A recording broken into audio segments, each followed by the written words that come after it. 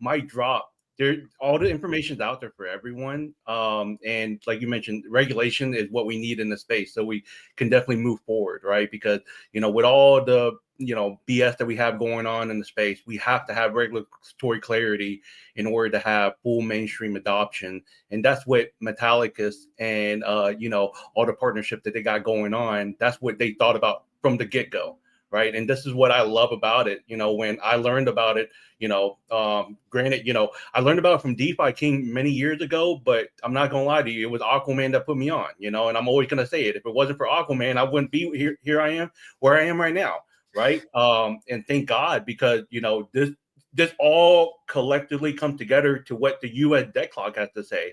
I know that's not like a lot of people's cup of tea, but that's what a lot of people know me by, is like covering that U.S. debt clock, because connecting that along with the regulations that's coming in, the timing is unprecedented, literally unprecedented.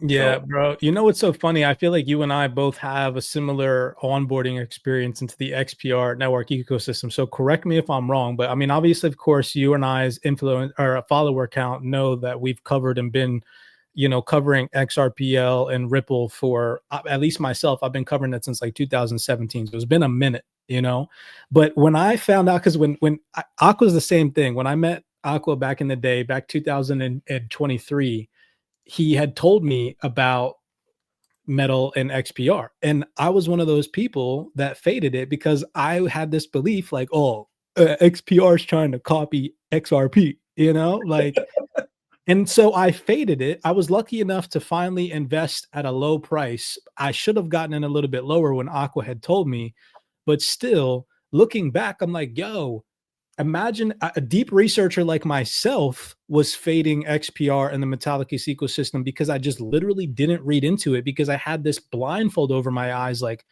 oh, it's trying to copy XRP because it has a similar ticker symbol. When in reality, I started to dig a little bit deeper and educate myself on ticker symbols and what the X means in XRP, what the X actually means in XPR, and what the PR means, Proton, and what the RP means in XRP, Ripple, and how the X just means it's a cross-border currency, not subjugated by any one jurisdiction, has any one jurisdiction as overhead or in charge. And like when you understand that, you realize that anybody telling you all that XPR and XRP are competitors, you actually start to realize those people sound kind of stupid. I could agree. Yeah, 100%. Bro, and what is this document you're going to share right now? Because I'm looking at it and I'm like, yo, look at all this purple. Look at all this purple. Oh, trust me. I like that you saw that, because let me blow your mind. So do you know, obviously, of course, since we're on the ideology behind stable coins and whatnot, right? Well, hold on. Before we jump into this, Echo, did you have anything to say on what I just said? Is that true? Like, is that kind of where your mindset came from back in the day? Yeah, absolutely. That, and because I looked up to because I was new in the space, right? So I looked up to a lot of influencers to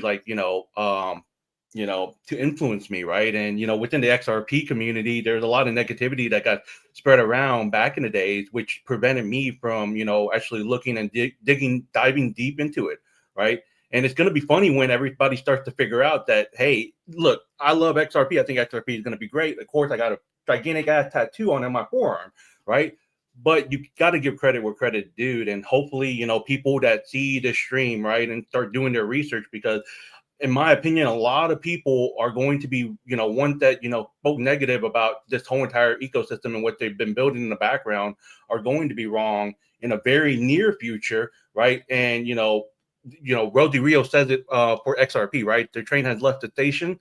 I mean, the train has definitely left the station with XPR and the Metallicus ecosystem. So you got to catch this train while it's going right now.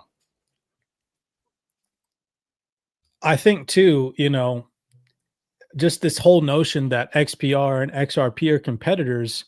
It's so crazy to me that most of the XRP army doesn't understand that actually XPR network has been the leading charge. Like, I'll just give you an example. How long has Flare Networks, and not that I'm against Flare Network by any means, because I hold a lot of Flare. I believe in their long-term vision to unlock DeFi capabilities for XRP holders, but how long have they been screaming that they're the first ones to do this? They're the first ones to do this. They're going to be the first ones to provide lending and all these things for XRP holders. Meanwhile, here sits the MetalX lending platform with $21 million of XRP sitting here earning 0.48%. Now, albeit it's not a lot, don't get me wrong, but still, this platform right here built on the XPR network allows users, the individuals, retail holders, to never have to sell their XRP. If you want, so let's say, for example, I myself invested in XRP back in the early days, sub 27 to 11 cents is where I bought most of my XRP. My bag is substantially in profit. If I wanted to go buy a house right now with my XRP profits, instead of selling my XRP, I could come to this platform, take out a $300,000 to $400,000 loan against some of the XRP that I have, and borrow stable coins against it, send those stable coins to my freaking bank account. And then instead of going to a bank to get a loan for my house, I have a loan with my digital assets, and I'm paying a sliver of a percentage in terms of my loan redebt payment. And boom, I got a freaking house with my crypto. Yeah, and you have no time frame to really pay back that loan too, back to the loan market. You can do that in 15, 20 years from now if you wanted to. And to take it even a step further, just to make sure that I get my XRP back over the years, what can I do? I can tokenize my property. I can rent it out on Airbnb, and I can use that rental income or that tokenized yield that I'm making off my tokenized property to pay back my loan and get my XRP back. Facts. While it's earning yield, while it's locked up on loan. Can you mind if I share something very quickly? Of course, bro. Share your screen. I'll add it to the stage. Let me do a pause right now while you're sharing your screen real fast. Shout out to the 2,200 listeners that we have on the live call right now. Really appreciate you guys for coming out to the Friday podcast. We're going to keep it rolling for a little bit, but just real fast, if you guys came into the call late, make sure that you go back and you watch the beginning of this. Myself and Aqua were dropping some massive knowledge and gems just on the mindset shift that we truly believe everybody should have. We were listening to some insights from the co-founder of Tether. He was talking about how 98% of retail investors probably aren't going to be able to gauge market cycles correctly. And so that fit perfectly with this notion that Akka was talking about, is to, instead of having an exit plan mindset, have a passive income plan mindset, where in the future you're generating passive income, you're building a portfolio to pay yourself, and use crypto to retire instead of use crypto to exit, thinking that you're going to retire off of fiat, right? So shout out to everybody that is on this call. Really do appreciate you guys for coming in. We got Aqua and we got Echo here with us today. So yeah, let's continue to grind. Aqua, Echo, go ahead, bro. Let me share. So I just put it for the request. There you go. Yeah. So I just wanted to just show this very quickly about the U.S. debt clock, because this goes hand in hand with what you're saying about about DeFi, right? Because of what Metallicus has built. If you notice a lot of purple that's around here, right? Sovereign Wealth Reserve, We Are the People, all 50 states, right? So all 50 states are, basically handing power back to the states. Anybody that know the story about the Federal Reserve and how they're just an entity, right? Well, pretty much they're going to have to be bailed out. And if they're going to have to be bailed out, right, it's going to be given right back to the states. So these are why the stars actually highlighted, because this is all coming back. All the purple in here, the background that's similar to Marshall Hayner's background right here. This all is a tall tale sign of this was always meant to be. This was always meant to be, right? And I encourage everyone, not just to be financially free, but so if you want to know what is about to happen when it comes to this financial reset, right? Because they have been paving it all along. I've been tapped into the U.S. debt clock ever since the images and the information's been coming out back in 2023. And, it has been telling us exactly what is about to happen, coming up to this point, right? And in 2025, we're supposed to be entering into the new USA Treasury dollar, right? And this is where I got locked in, because Aquaman has always told me about the XPR ecosystem and purple.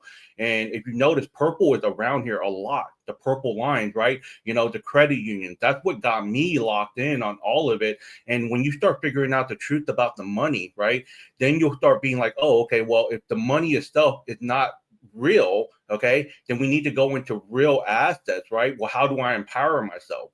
Well, that's where here you go. That's where the U.S. debt clock has been telling us. Oh, I gotta have permission. Okay, there we go. So that's where the U.S. debt clock has been telling us right here, right? Because this is the most important piece of information on why we're going into this financial reset. Okay, it's because of the U.S. national debt is unsustainable. Okay, we're 123%. You know, basically GDP to income ratio, aka anybody that knows mortgage term debt to income ratio. So it has 123% debt to income ratio. The U.S. national debt is, the interest alone that we pay is over $1 trillion a year. That's more than what we spend inside of our military budget every year. So that should be alarming to everyone, right? And this is why the reset is actually happening, because we're actually going into a new USA Treasury dollar, right? The new USA Treasury dollar is being issued out. It's going to be announced. It should be announced this year, right? Because the clock is still ticking. And they always told us that the DeFi was the future. So, you're listening right now, right? Make sure you tap in with CYPRX. Make sure you tap in with Wealth 28 Club, right? So you can learn how to empower your wealth, right? Because this is the information that it's been telling us all along, right? I can't promise you anything, right? But what I can say is that knowledge is power. And if you get ahead of the game and you know how to actually preserve your wealth and tap into it, like, basically like the rich do, you're going to be okay, because it's going to happen. There's no doubt about it. Right? There's a lot of wealth in this world, and we have to start here in America. XRP, great, right? You're going to be handling cross-border payments. Stellar, great. Cardano, great. But there is an ecosystem and a blockchain that is going to tap into the wealth here in America first, right? And this is where I believe it is Metallicus. So I just wanted to just put that out there, because I don't want to, yeah. Yo, real quick, just the part of the clock, the US dead clock, that really blew my mind, because it didn't always say DeFi, that little DeFi window. So once that DeFi window showed up, because remember, like, I want to say a year and a half ago, I had told you, and like on this live as well, I was like, yo, I think the way they're going to pay back the United States' debt is through like DeFi. They might like tokenize all the resources here in the United States and then use that liquidity to earn yield. And then that yield will pay back the debt, right? I was just going to say that. I remember you saying that like last year sometime. Yeah. So that thing popping up on the US debt clock, that I feel like, yeah, that debt clock got real for me. That's whenever you told me about that, when it popped up, and I started learning about the metal dollar, right? Mm-hmm. And this is where the metal dollar is so important. It's so much different than all of these other stable coins that we have going on here, where it's a basket of stable coin. So it kind of like, to me, it feels like it's a pilot for what could be the USA Treasury dollar. Yeah, I think too, though, to cap on a couple of things that you were talking about, Echo, is that like, because of influencers saying this terminology, flip of the switch, right? The switch has already been flipped. And that's what people don't understand, is that this whole entire notion and transformation that we're headed into is already ongoing. It's been ongoing since a lot of us were in years that were born, like back in the 90s type deal. And it's going to continue to progress. And it's going to seem like a slow, steady progress over time. But then looking back between now and let's just say, 2030, like John was saying, 5 to 10 years, if you're thinking that long that this switch is going to happen, you're thinking way too long, and you risk being left behind, because when it really does, and like we just showed you guys, Paul Brody saying that the floodgates are open. Last year, the floodgates that he was talking about are held back via regulatory restraints. And for the first time in crypto history, y'all, we're starting to see a regulatory compliant environment that actually can allow for institutions to come in. And you got these influencers still telling you guys to sell for fiat. Come on now, you guys really got to pay attention to who you're following, because remember I said, if you're new here into this call and you didn't hear me say this before, you got the same people talking and making content about dollar debasement, BRICS is going to replace the dollar as the global reserve currency, and all this and that. And they're the same people telling you guys that at some point in time, you're going to be able to sell for fiat currency and become successful. Question everything. You got to start questioning these things. This guy right here, I want to play this clip, and then I want to go back to the document that you pointed out. There's a lot of purple on it from Citigroup. This is David Markley from Exia. I played this video clip yesterday on our Zoom call in our private community, but he just pretty much goes on to talk about how currencies have been devalued over the past consecutive couple of years. And historically speaking, the best performing asset against the devaluation of our currencies over the past couple of years has been crypto. Just take a second and listen. Tell us a little bit about yourself and Exi and what you're doing in the yield space and providing. Yeah, sure. Thanks, Heidi. So I'm David. I'm a founder at XE here. And XE was founded with a broad vision, which was to help all capital allocators optimize their portfolio. We think that beating inflation and monetary debasement is basically top of mind or table stakes for everybody out there. And so if you look at the opportunities to do that, crypto has been one of the best performing asset classes in the last 11 or 12 out of the last 15 years. And so our flagship product, Unity, allows. So that's all I wanted to play. It's a real video clip, but it requires a mindset shift. You know, that's all it requires. So yeah. Go ahead. And that document too, go back to it, bro. There's Metallicus colors all in it because there's green, orange, and yellow. Now that I'm thinking about it, with that purple, it's crazy. Yeah. Before you hop off, Echo, is there anything that you wanted to share before you get off? Because I know you're pinched for time today. I appreciate you, sending me the invite and allowing me to be on the podcast. Right. Definitely want to, tap into this again one day because there's so much information that's about to, come out here very soon. And I appreciate, you and Aquaman for everything that you're sharing and what you're doing. No, for sure, bro. All right, well, let's get into this real fast. Maybe you got time for the speculation because I like that Aqua pointed out the purple here. But, if you come over, so we already know, what Metallicus is chosen for via the Luminaries Awards, what they partner with the Land, St. Cloud, all these new partnerships, Valera even, in most recent times. But has anybody really actually, this is the first time this morning, where I really actually scrolled down and read the credentials of some of their team members. Have you done that yet, Aqua? Yeah. So Stacked. really, dude, stacked, bro.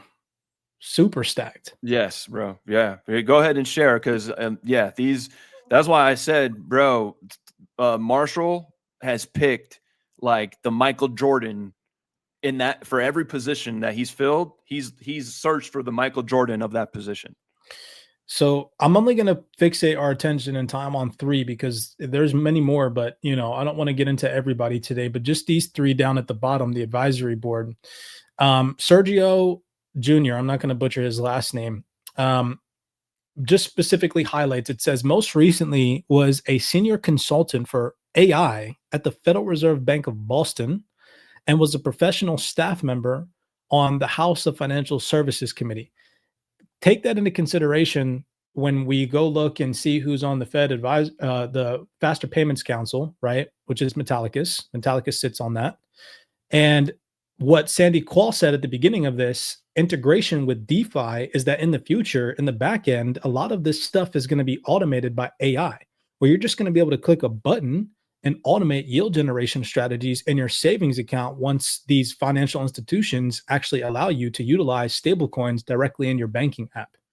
So, just here you got Metallicus with somebody who's well positioned with knowledge, most likely, in order to do something like that, right? Then you got this gentleman here, Mark Carawan. This one is very interesting. I'll save this one for last, then we'll get into the city document. But here, Mark F. Joseph. Mark is a bank regulator and a financial services attorney with over 40 years of experience. Most recently, Mark served as a managing council member for BNY Mellon, supporting the wealth management division. Previously, Mark served for 8 years as a general counsel of Capmark Bank, an $8 billion FDIC regulated Utah industrial bank. While at Capmark Bank, Mark advised the board and audit committee on bank regulation and compliance matters. Mark also spent 5 years as the general counsel of Merrill Lynch Credit Corporation, an entity engaged in residential lending and securitization activities. Mark previously served on a board as well with the audit committee of Delaware Trust Company, acting as the sole outside director. And then last but not least, this dude, Mark. This is going to tie us into the city document. I don't believe in coincidences, but again, teach his own. Mark is currently a senior fellow at the New York University School of Law program for corporate compliance and enforcement and the board of the Institute of Internal Auditors. Mark's professional career most recently includes serving as Citigroup's chief compliance officer and a member of the Citigroup Executive Committee. So coming back over here to this recent document, stablecoins in 2030, I've already shown you guys all of the information that these banks are about to freaking launch stablecoins. You got Deland talking about how they partnered with Metallicus to create this bridge, this gateway, and how they believe stablecoins are going to be the doorway for all this. And you're going to need the ability to post digital assets and stablecoins as collateral. You got this city document from September 2025, word for word talking about the same exact thing. Down here at the bottom, since John mentioned that these financial institutions are, on the cusp of getting left behind, look at this. Banks are integrating this stuff. It says, core infrastructure for issuing, storing, and transferring and settling digital money is steadily improving and reaching production-grade maturity. This includes exchange acceptance, custodial integration, clearing, and settlement. This is coming directly from Citigroup, y'all. This is not some retail investor telling you guys, hey, look, it's happening. Then, if we come up to one of the statements that was made in this document, let me just find it real fast. So right here, this is the Chief Strategy Officer and Head of Global Policy Operations at Circle saying much of today's crypto infrastructure will fade into the background, just as hardware, software did with the internet. We are still in the dial-up phase, but as we move towards broadband and the era of blockchain, the focus will shift. In 5 years, we won't be talking about blockchains. We'll be talking about results and activities in the space. And this timeline right here coexists with exactly what John was saying. And I don't believe John is just out there saying, hey, look, if you're thinking 5 to 10 years out, you're thinking this is going to happen too long. These people are sitting in on these boardroom meetings. They're sitting on these executive closed door, meetings with these regulators. They know the timeline, y'all. They might not know specific dates, but they know the timeline. Go ahead, Aqua. Yeah, no, I was just going to say, I agree with you. They don't know specific dates, but they for sure have an understanding of the timeline. And that's why all their timelines are aligning too with their talk track. So, and last but not least, I'm not going to get into it to save time, but this document mentions the terminology collateral and how that's going to be a core use case for institutions is having the ability to post digital assets and stablecoins as collateral via collateral management. Says it right there, right?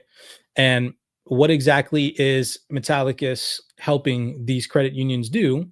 Well, build their own compliant stablecoin. And what are these credit unions most likely going to do for their customers? Allow them, or at least to some degree, even themselves maybe, post digital assets and stablecoins as collateral. This is huge stuff. Yeah, huge stuff, bro. Super huge stuff.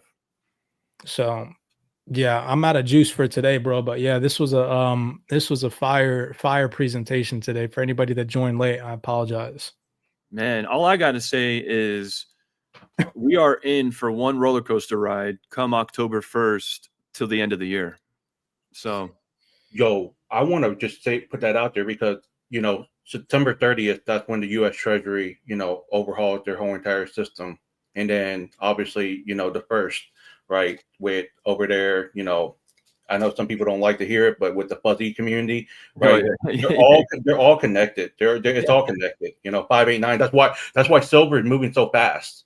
Silver is moving so extremely fast. It's because they're about to unlock that derivative market, and that's where I feel like metal and XPR work hand in hand together because they complement each other for real.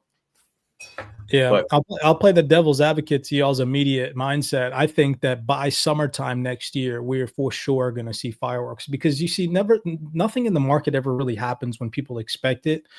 And so even some of these executives and these high-end entities are like, hey, October, November, December timeframe. Usually it's about 6 to 8 months after whatever it is that they project. So I'd say the latest we're going to start to see some crazy fireworks. Maybe it really does start to pick up end of this year, rolling into 2026, especially after this current fade, this current retracement and pullback that we're experiencing in the market subsides, which a lot of people don't understand why we're even seeing, as of recent, $330 billion shed from crypto. It's literally only because of the fundamental shift in risk sentiment. That's it. The underlying fundamentals in crypto have never, ever in history been this bullish, ever. Yeah. Like in the past 16 years. Go ahead, Aqua. You keep us on point inside our community with the fundamentals and where we're at. Like you've called it all fucking year and last year. You have called it to the fucking T, bro. To the T. Yeah. I mean, that's exactly why I can say with confidence that most people will not be able to gauge market tops and bottoms, because I see from the outside in that we're one of the only communities that accurately does that. All of the communities on the internet and crypto really only just give outrageous price predictions and leave people in their community guessing on future price targets. That's it. Yeah, that's real. That's a great simplified breakdown of what's going on for sure. But yeah, man, I mean, we're definitely headed into an era where it's like it's going to be hard to make predictions, especially even as a trader, because who knows what the liquidity inflows and the volumes look like when, 50% of institutions have 3 to 5% allocated to crypto. We've never experienced that before. So the best thing to do for any one investor or day trader is just to adapt to the changing conditions every day. Yeah. But, to each his own, bro. We must be crazy dreadlock tattoo dudes that don't know what they're talking about. Hey, in time, baby. In time. Oh, in time. Man. You see me. Can I join y'all? Grow out my hair. If you want, I got you. I got somebody Go for it, bro. You can come to Texas and get twisted up. You can go to Cali and get twisted up. That's real, bro. I miss Texas, bro. That's where I grew up at. Grew up in H-Town. Yeah, bro. Beautiful. Yeah. Texas. Yeah, man. Yeah. Well, hey, gentlemen, I'm gonna have to jump off here. It's been a pleasure. Definitely look forward to next time if y'all want to have me on. All right, have a good one. Y'all have a wonderful weekend. Thank you. See you, bro. Take it easy. It was a pleasure, brother. Yeah, man. Yeah, this future that we're headed into, it's going to be very interesting to see who makes it out on top and who is even in the influencer space where in a year from now people are like, I shouldn't have listened to them over the past year. How many of those are we gonna start seeing? A lot. Come 2026. Come January 2026, boy. I'm waiting. I'm waiting. We're about to see it. We're about to start seeing people shed for sure. And the ones that are aligned with DeFi, you know what we're doing? We're sitting back patiently, printing money. Literally, that's what we're doing. Printing money while we wait patiently. Becoming your own bank. I don't remember who it was in our private community. I think it was always like one of the key, talkers like D'Angelo or Neff or somebody that's usually super active. And they were like, or maybe it was Kev, I don't know. But they said, do people now even have the maturity to become their own bank? That's what you really got to start thinking about. That's the future we're headed into. If you rely, okay, let me put it this way. All of us pretty much rely on an account-based system. We get paid via our, if you work a 9-to-5 job, you get paid via direct deposit into your account. And then from that account, that bank account, you have to go and do something with that money, deploy it into crypto, onboard into Web3, this, and that. Yeah. That's about to change, Yeah. I think I had heard that on one of those guys on, I believe it was Bankless. They had somebody on and one of them had said, like, during one of their guests, he had said that, like, are you mature enough to be your own bank? And I was like, damn, that was so powerful what he had said right there. But yeah, I mean, bro, maturity goes a long way in this space. Immaturity, thinking you're going to get rich overnight, that's how you're going to get flushed out of this market real quick. Having an exit plan at the wrong time, flushed out real quick. So I love the power that I feel and I'll throw this at the XRP community because, I mean, albeit I don't claim to be a part of the XRP army or XRP community because I don't just really like that niche of people that are involved in that, if I'm being completely honest. Yeah, likewise, bro. But, I've been covering XRP and Ripple for some time, and I was an early investor, at least what I feel like, compared to price action now into the project. And so, and it's also, of course, one of my top 3 biggest bags. But I feel so powerful with this ideology and this notion that I'm just going to earn yield off my XRP, park it in a trust, and if I need anything from it, lend it out, borrow against it, and just never sell. It's weird that you have to fight with people to be like, dude, when XRP is $1,000, whenever that future is, why on earth would you want to sell a utility asset that has use cases for fiat that does nothing? Yeah. Gives you buying power. I mean, that's what fiat does. But again, that buying power over the years, as you're waiting for XRP to get to $1,000, is going to devalue and depreciate year after year after year after year. Yeah. So if you want to give yourself buying power, just lend out your assets, borrow against them. Boom, you got the buying power and you still got your assets. Yeah. Facts, bro. People are like, the people who doubt what you're saying, what we're saying, what we've been saying for over a year now on this podcast. I strongly feel like our podcast is going to age so well, and people are going to come back and they're going to rewatch, re-listen, and they'll be like, man, they actually really cared about their followers, and they were putting out some real genuine information. Because the ones that are tapped in, you just read the comments, our entire conversation, and they're like, super alpha information. These guys are tapped in. Oh my God, adding value inside the comments as well. You know what I mean? And intellectual. These are intellectually inclined people that are our followers, not the be rude or anything, but I'm just being honest. Like, not these groups of crypto investors that are like, I freaking love the $1,000 price predictions. Those are my favorite. Like, that shit's cool, but that shit's like so 2021 last bull market cycle type stuff. You got to evolve, y'all. Like, come on, that's the purpose behind being the human being, is just having the ability to expand your awareness and grow as an individual and grow with changing tides. And the changing tide is DeFi, y'all. It's DeFi. Not to shill it to you. I'm not like, it doesn't benefit me if you guys participate in DeFi or not. Could care less, but you should want to benefit your family and your bloodline and understand, like, hey, this transformation is happening with or without me, and I owe it to my family and my kids, especially if you have kids, to not F this up. Yeah, 100%, bro. 100%.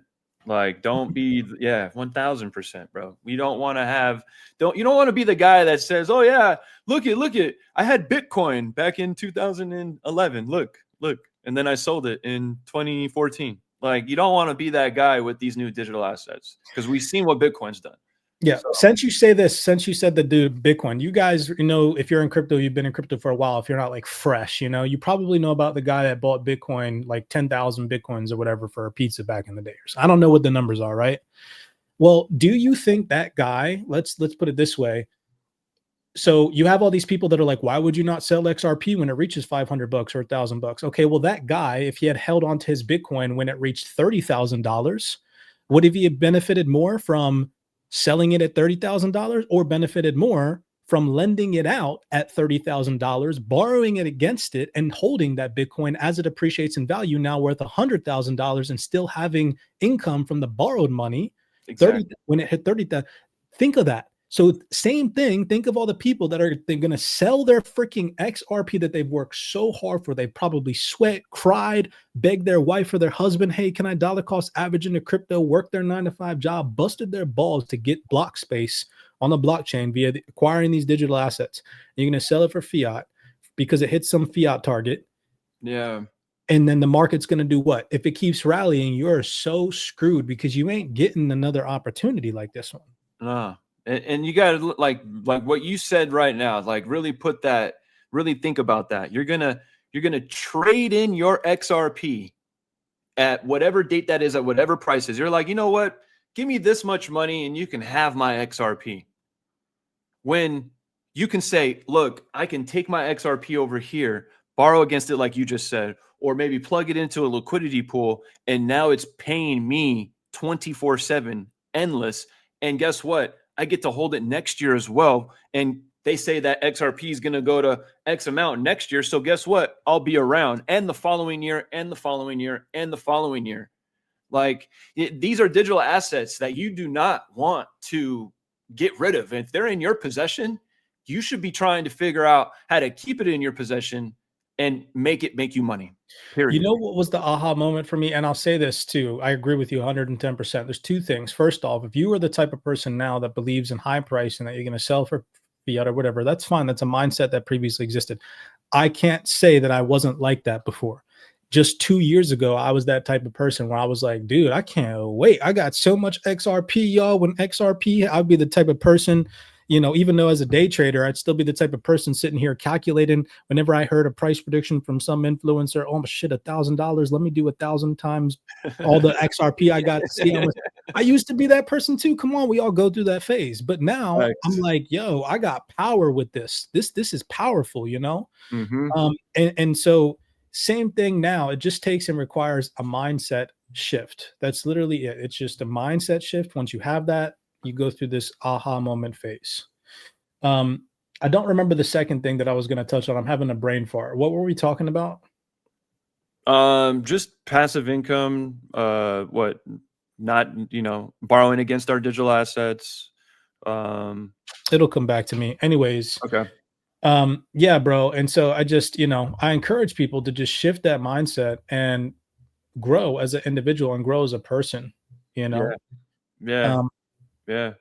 because And that's good. and don't be out of these digital assets right now, because it's dangerous to not be in the market right now. It's dangerous to not be in the market. Yeah, I mean, we're gonna keep saying that. Like you said, these podcasts are gonna age very well.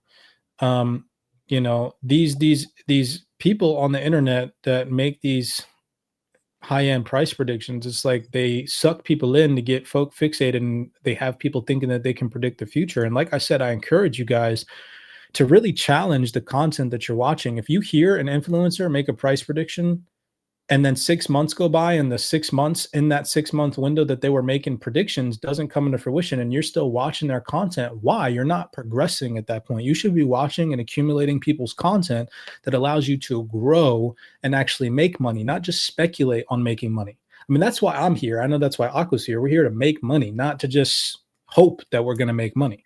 Yeah, bro. Yeah. Yeah. And once you learn DeFi, you can't unlearn it, and it starts to become a no-brainer, and you're gonna have a whole different mindset in this space. Like, I'm telling you, like that mindset of just hodl, stack, listen to Moonboy shit that makes you motivated to hodl and buy more. That is the old way. That is old news. Get your DeFi strategy done now, right? And the beautiful part about DeFi is that it's creative finance. You can do DeFi however you want. You can Low risk, medium risk, high risk. Exactly. There's so many different routes you can go. I mean, so start educating yourselves now, because like everything in this podcast that we just shared today, like we're not 5-10 years out anymore. We're coming up on the dam is broken. That's what Paul Brody said. The dam is broken. And we're hearing parabolic news coming from Metallicus in the fourth quarter of 2025. God knows what 2026 is coming. So like, buckle up and yeah. Yeah, dude. I think it's so crazy that they said the whole thing with, the Apple and Google and Amazon thing. That's pretty wild, because I'm very interested to see what materializes on that aspect. But yeah, I mean, having the ability to put your money to work, most people still think too, and not just to keep saying most people, because you could be one of these people, unfortunately. Again, mindset shift. Just do research. Tap into people and communities that are just doing research. It's that simple. Most people still think that there aren't DeFi options that provide insurance.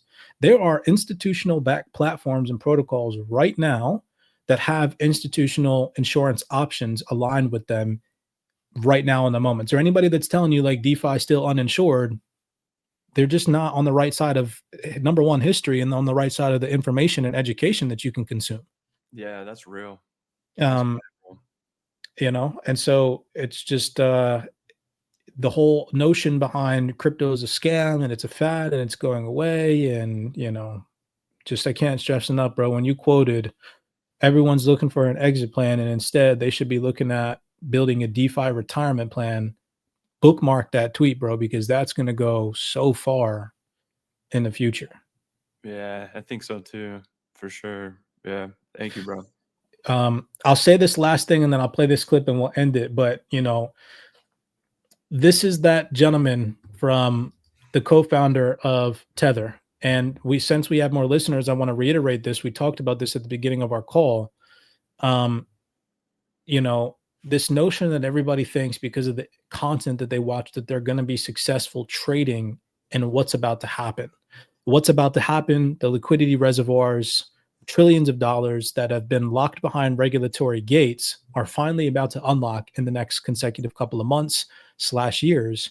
And nobody knows what that future looks like. So trying to trade, if you're not a trader that understands fundamental shifts and dynamics and market structures and what actually creates drawbacks, pullbacks, bottoms in markets, you're probably going to F up the ball. You're probably going to lose the opportunity because you're going to misgauge something. You're going to be emotionally attached by your investment. You're not going to be able to gauge properly when the top is or when the bottom is. Just think, I put this in perspective for our beginning listeners. I said, as of September and August tops or highs, which was at $4.189 trillion, the market has shed over $330 billion. did you ask yourself this question? Did you sell the exact local top as of time of this recording? Most likely not, right? Most likely when the market peaked at $4.189 trillion, you did not sell all of your profit. Now, I can't speak for everybody. There probably were some people that actually pay attention to fundamentals and traders that maybe might have taken some profits and so on and so forth. And maybe at a couple of assets that you invested in back in the early days, you were able to shave some off the top. But a very large portion of your portfolio most likely is still being held onto right now. And you weren't expecting this recent pullback. And that is a fact. And so think about that with the future to come. You have all these price predictions and all these analytical platforms and influencers that are telling you guys when to buy, when to sell, and when they think price is going to reach certain targets and all this stuff. It's all bullshit. Ignore it and block it because it's going to get people wrecked. Instead, have the long-term mindset, understand that we are about to enter into a new era of finance. And what that means for you as an individual is that you now have the power of the bank in the palm of your hands. When you understand that, you stop caring about price action because it doesn't matter if XRP or HBAR or whatever asset you hold in your portfolio is $10, $1, 50 cents, $1,000. You can do the same thing with it now. Perfect example of what I just said is that remember the guy that bought the Bitcoin for 10,000, whatever, bought pizza, and now it's worth a couple $1 billion or whatever, right? Imagine if that guy still held onto that Bitcoin and sold it for $30,000 when Bitcoin hit $30,000 back in, what was it, 2021 or something, right? Would he have benefited more from selling his Bitcoin at $30,000 for fiat, or benefited more if he lent out his Bitcoin when it hit $30,000? If he wanted to buy a house or a Lamborghini or pay off his debt or buy his wife something nice, he borrowed against that Bitcoin, left his Bitcoin in a lending protocol earning yield, and used the borrowed stable coins to go out and use his money, his price appreciation for everyday purchases. Now he would be holding Bitcoin still. And all throughout the past couple of years, his Bitcoin would have been earning yield. It would be worth way more because Bitcoin shot up to $18,000 per token. And once he pays back his loan, he can get back his Bitcoin. That is the biggest aha. I don't need to say anything else. If you're watching this, go clip this live, that 1 minute clip that I just made for you guys, and go post that to every other influencer. Why are they not saying that to you guys? Yeah, facts. Facts. Yeah. You know? So we cooked today in the live, bro. Appreciate your time as always. This was a juicy one, man. Yeah, thank you as well, bro. Were you gonna run this clip back or something right now too? I'll run this clip. I'd rather listen to this one of John saying, you know, he's put your digital assets to work. Put your digital assets to work. Can't stress enough. And if you don't have the audacity to, and you don't want to take the risk in your profile, because there is high risk behind it. It does require a certain tolerance for risk, but that does not mean you should ignore your education. So even if you don't want to go out and deploy in DeFi right now, we encourage you guys, myself and Aqua, to just go learn. Go to these protocols, read their white papers, look at their audits, look at what you can do, what wallets are integral with said platforms, or join a like-minded community like the one here that we've created for you guys at CYPRX in the Wealth 28 Club to tap in and watch us expose thousands of our hard-earned dollars in these protocols to show you guys the steps, so that way when you're comfortable and when you're ready, you can go out and do it. And that might be in a month from now, that might be in a year from now, but at least you have that knowledge, and that's the most important thing. So before I play this clip and we end it here, if you guys are interested, come over to CYPRXtrading.com, tap into the Wealth 28 Club. There's literally probably now, I've lost count, but over 200 video breakdowns of detailed perspectives on how to start earning yield on your digital assets through our lens, right? Through us literally recording how we are doing it with our portfolios in the moment, and then letting you guys watch that live in real time. So you don't have to go out and risk your crypto, right? Come watch us. I mean, I literally lost $500,000 freaking dollars in June and streamed it for the whole community. Who's doing that? Nobody's doing that. Yeah, good story. It was super painful. Let's not talk about that. But yeah, you know, nobody's out there doing that for their community members in real time. So come tap in with us, guys and gals. But yeah, let's leave it off here. This is John, the Chief Information Officer at the land. So let's just listen here to what he has to say. Being mindful of how do we actually, bring this at scale is a really important consideration where, we preach it, but this is an example where I think we're actually delivering it. So Yeah, I would say kind of a philosophical idea that guides us here is this ancient saying that money is the mother's milk of politics, right? So when we talk about local financial institutions and why we want to see them connected to these new types of money, it's because it's very easy to imagine a world where all of finance gets hyper consolidated through a disruptive event here. And, it's as simple as if local financial institutions aren't preparing a strategy where they're going to plug into stable coins, offer their own stable coins, connect to Bitcoin, connect to Ethereum, then they're de facto disconnected from the money business, unplugged from the money business. And as you alluded to, J.P. Morgan and all the Wall Street firms and Bank of America and everybody else will step in. There are already Fed white papers out there that show that those players are testing and proving their own non-NACHA, non-ACH, non-EFT settlement rails. So why we wouldn't be doing the same, I don't know. That's why we didn't sit around. We know that the large players are finding faster, better, cheaper ways to move money. So we went ahead and built the gateway that local FIs need for that. Look, it's simple. I want my kid to live in a world where if he wants to build a business or buy a house or secure his digital wealth, and he doesn't have to be a lone wolf and a maverick and store it in an external wallet somewhere. He can put it to work in his local community, and he can make it part of the community economy, and he can work with local financial institution representatives that have a bigger purpose in mind, a higher purpose in mind than just me hodling my Bitcoins in my hardware wallet. That's easy enough to do. I've done that for a long time. What I want to do is I want to put digital wealth to work in the local economy and community and help it enrich a cooperative network, as opposed to just squat on it myself in a digital asset wallet. Couldn't have said it any better. And that's not coming from two dudes with dreadlocks. That's coming from the chief information officer at the land. Literally. Yo, so go ahead. Check your DM right now on X real quick. You got to share your screen real quick and see what Metal posted. I sent you the post. Did they repost our podcast? I wouldn't be surprised. I didn't see that. But no, they literally just posted this like 3 minutes ago. Hold up. I sent it to you. Every credit union, every bank, every fintech, every institution will have a branded regulated. Dan, dude, while we're on this call, are you kidding me? Yeah, I'm serious, bro. This is literally what we were just telling people. That's wild, man. Every credit union, every bank, every fintech, every institution will have a branded regulated stablecoin connected through Metal blockchain on their own private subnets, attested with digital identity, interacting in a compliant environment with blue chip crypto assets. Wow, bro. Drop the mic, baby.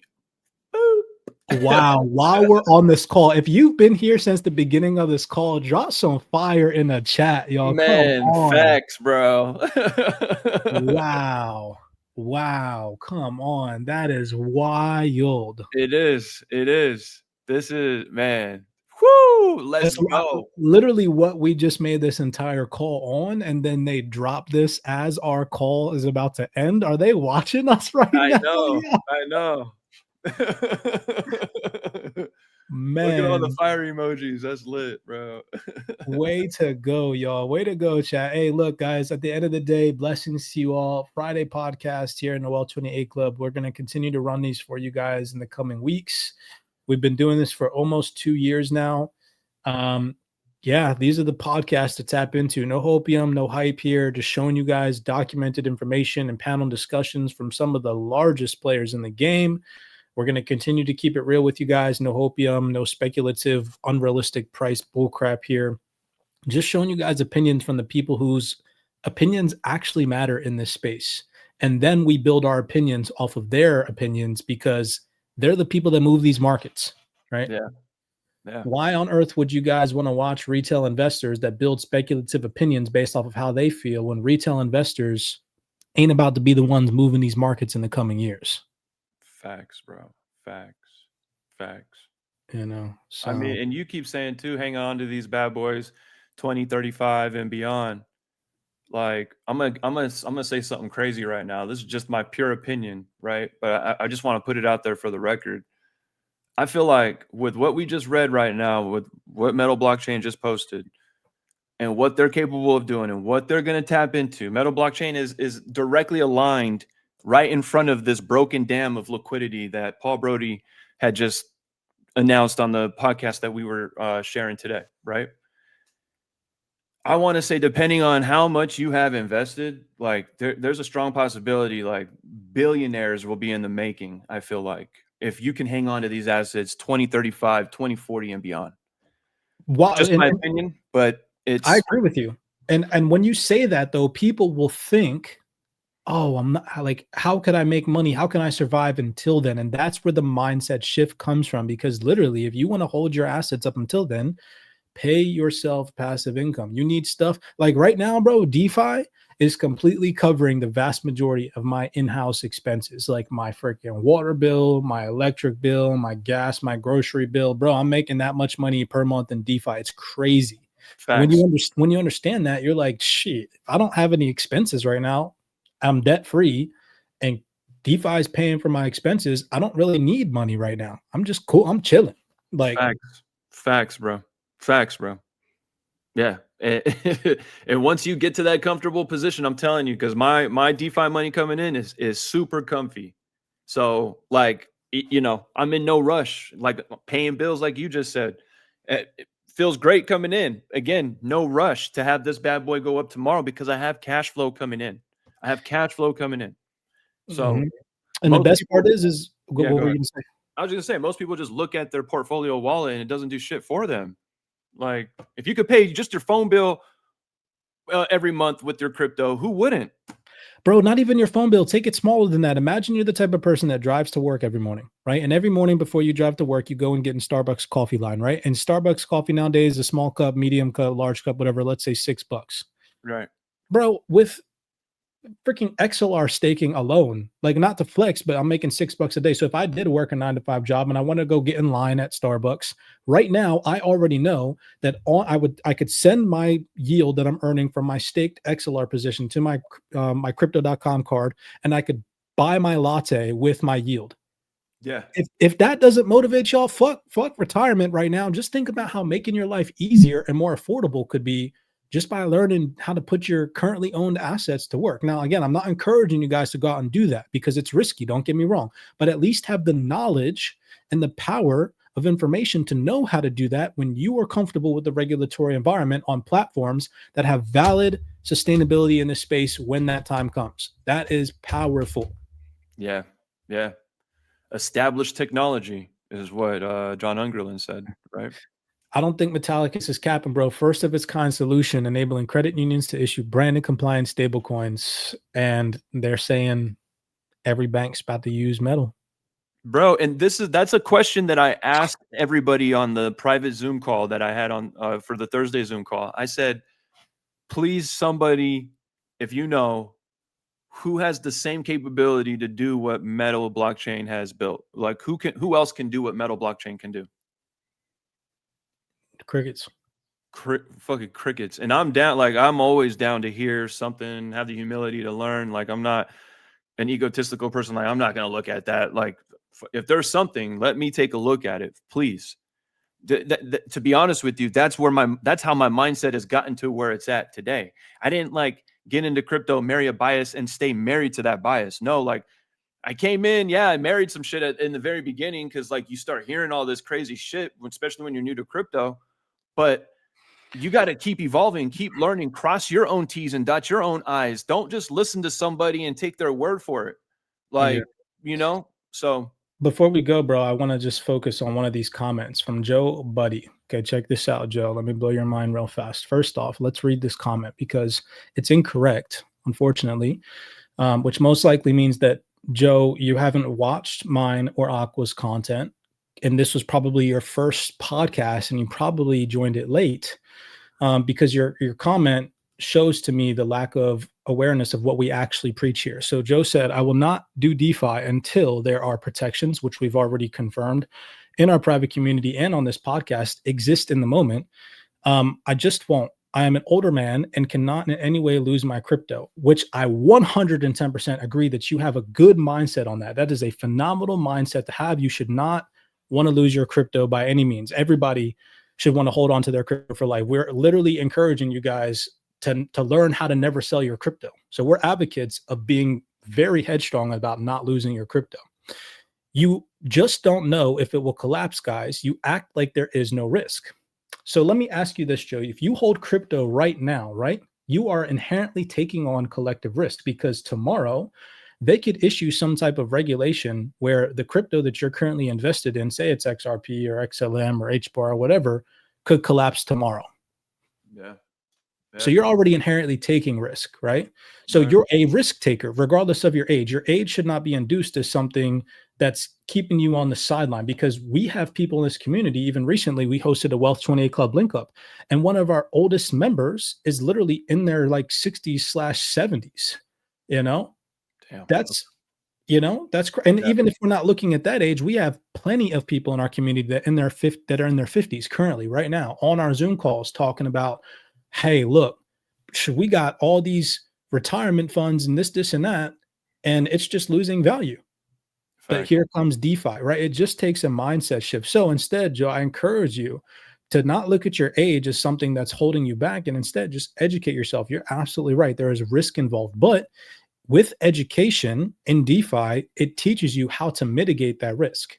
Holding crypto is inherently risky, but in DeFi, there are, just like in holding crypto, low risk strategies. A low risk strategy holding crypto is you invest in blue chip digital assets, you store them in institutional grade cold storage, or, personal cold storage, in an LLC structure with the trust. There's all these kind of mechanisms that you can do to mitigate your risk by just holding crypto. Well, those same risk mitigations, people don't know, exist in DeFi, y'all. The same things that you're doing to protect your HODL assets right now exist in DeFi.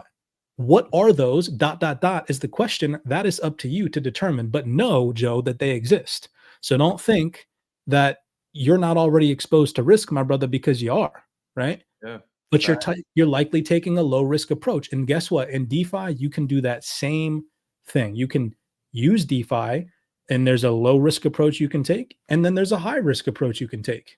For your case, because you're older, you're more conservative, you definitely want to go along the lines of what me and Aqua do, which is we just provide nodes. We stake, right? Yeah. We generate yield for securing the network, right? Facts. We actually help crypto grow by securing the network by staking our digital assets. A lot of people don't know that. So that's a low risk approach in DeFi. And if we can, we try to connect cold storage solutions to our staking, right? So to add another layer of security. It's just, again, it just takes awareness, Joe. I encourage you to shift that mindset, my brother. Learn. I didn't mean for this to sound like I was attacking you by any means. I'm just trying to encourage you to shift from your current mindset to I'm risk averse and I'm too old for this, to no, I need to be the type of person, the older gentleman that's like, yo, I could help the older community get involved if I learn and encourage them. Yeah, facts. Like my dad is 65. He has a WebAuth wallet and he's doing low risk DeFi because I taught him how to stake. He locked up his loan. He's staking that. He has a good amount of metal. We just haven't got a node for him set up just yet because he's been on the road, and that's that does require some sit down time, get behind your computer and all that jazz. But, if my dad can do it 65 years old as well, print that money. Like, why would you not at least stake? I mean, staking is such a just an easy thing to do, and your assets are still just as safe as if it was in a cold storage wallet, especially XPR, it sits right in your WebAuth wallet. So don't underestimate what this ecosystem can do for you, because a lot of people are not even inside this ecosystem. So they have no idea what's on this side and what every digital asset in this ecosystem can do. So, I encourage you guys to, if you don't know, educate yourselves. So I want to play this with this video clip real fast since you mentioned nodes, and then we're done. Right, we'll get off the call. I promise we'll stop dropping heat for you guys. But listen to Sandy call. Right, again, this is a lady coming from the CF. She has active valid credentials. You guys can go look on her LinkedIn profile from the CFTC. She has valid credentials. She's like a board member at the World Economic Forum and the DTCC and Franklin Templeton. So she's not just some random person. And in this video clip, I just need to find the timestamp real fast, which I will in 1 second. She goes on to talk about the importance of these institutions and how we're going to enter into an era where being a node provider is important.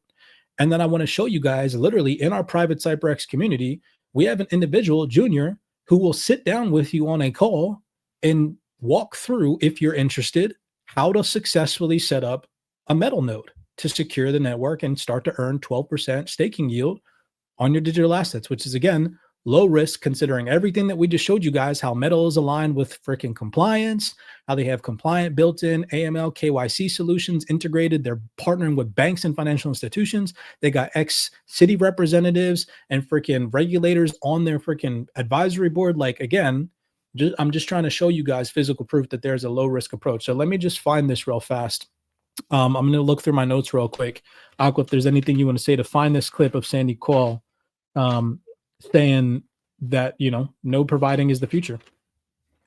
Yeah, I mean, and just going back to Metal blockchain and reminding everybody that when these institutions, these fintechs, these FIs do start their own stablecoin, do start their own metal or start their own blockchain, right, in their own name, that's going to require them to have a subnet on the Metal blockchain. And to run a subnet, you need to have 5 nodes.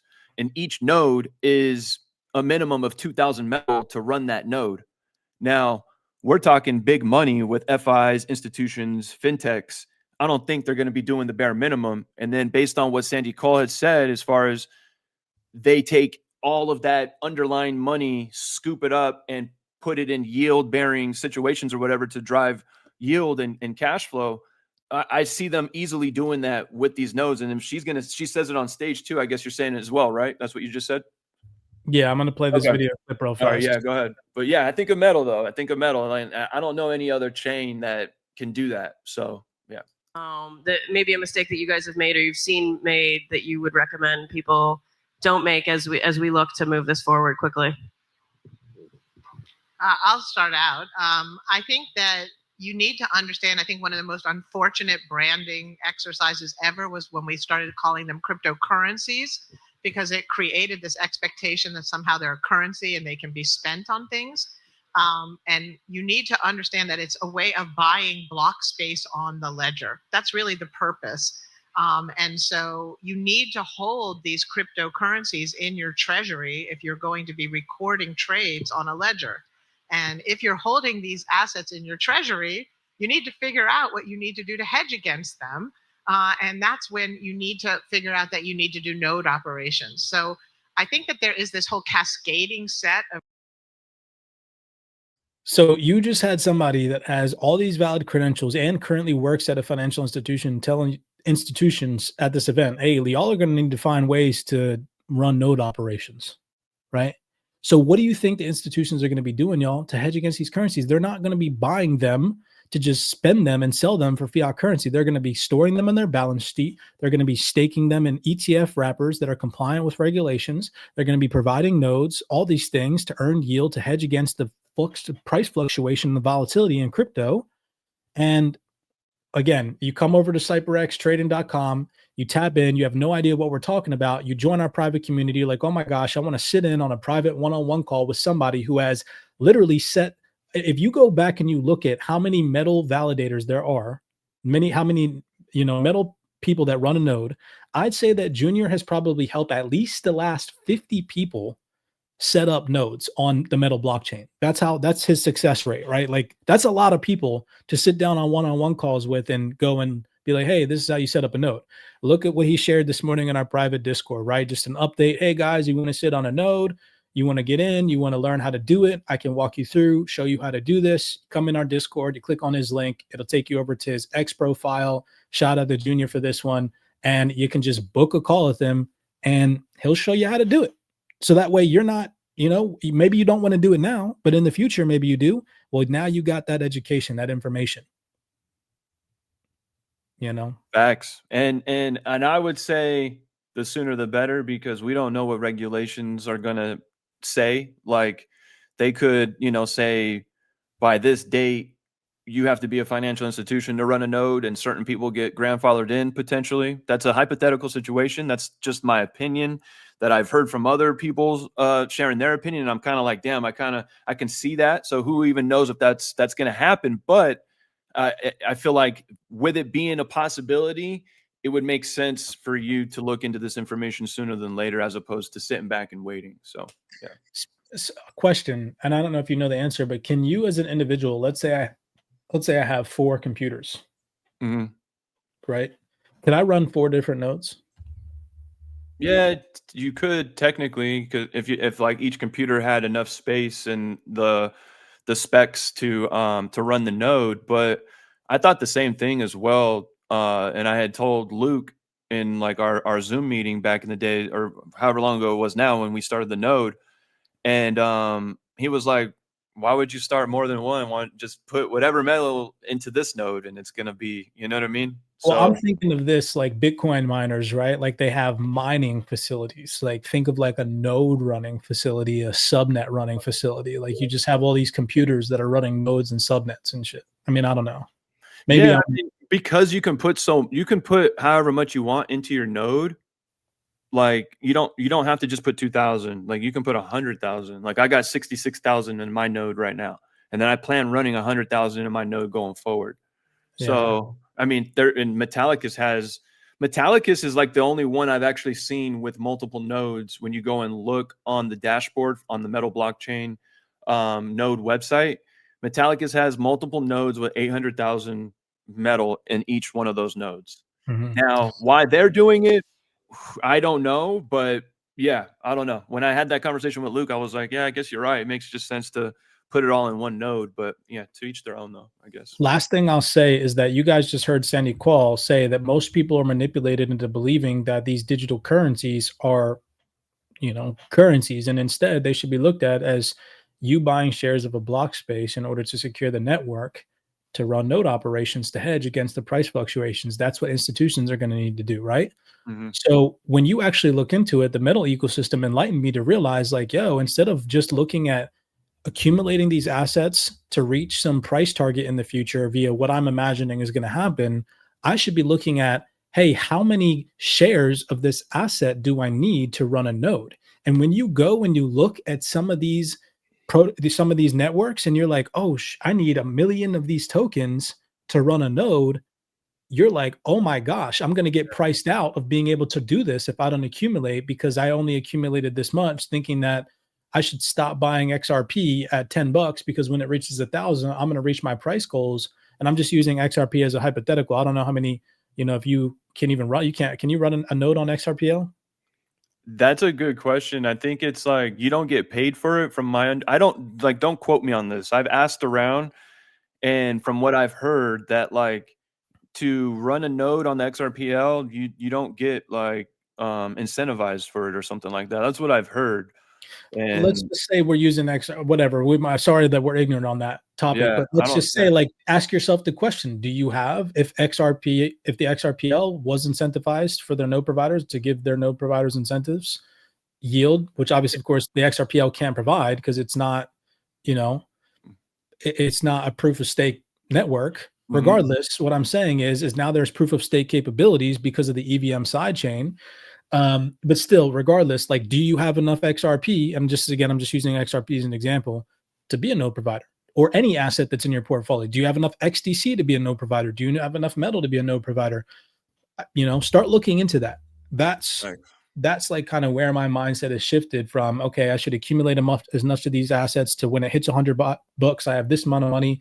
Now I'm like, dang, I need 5 million shares of this in order to run a freaking node. That's my target now, Right. So yeah, wonderful stuff here. But yeah, bro, appreciate you. We freaking went on. This is a 2-hour call, so we'll hop off. But blessings to you, brother, and have a good weekend, man. Everybody listening, likewise. Blessings to you guys. Make sure that you guys give Aqua a follow on X and on YouTube. Man, we didn't even talk about Snipverse. We should talk about Snipverse next Friday. I'm down. I'm super down. That will take probably like the whole podcast too. We should definitely do that. And then we should probably reach out to them too. Maybe see if we can have them on at some point as well. I found out who the developers are yesterday. Definitely slide in their DMs. Yeah. Knock on their door. Literally. But yeah, blessings to you guys. If you guys want to tap in, we shared so much knowledge and information. Remember, all of this stuff is always shared in the private CYPRX community. You guys can always tap in with our research team. Head over to CYPRXtrading.com. There's so many available options for you guys to jump in Lock in with us as we transition into this digital future, one of the realest communities out there. Blessings to you all. We'll see you all in next Friday's podcast. Peace.